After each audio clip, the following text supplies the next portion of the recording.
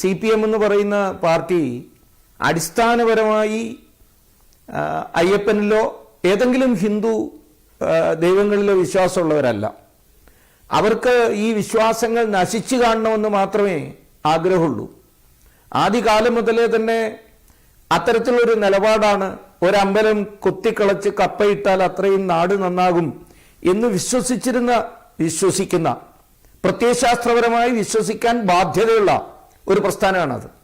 അപ്പൊ അങ്ങനെ കൂടി ശബരിമലയെ നശിപ്പിക്കണം, ഗുരുവായൂരിനെ നശിപ്പിക്കണം, ആ വിളക്ക് കാണുന്നതോ താണോടോ തൻ്റെ ദൈവം ഇരിക്കുന്നതെന്ന് ചോദിക്കുന്ന ഒരു മനോഭാവം ഉണ്ടല്ലോ.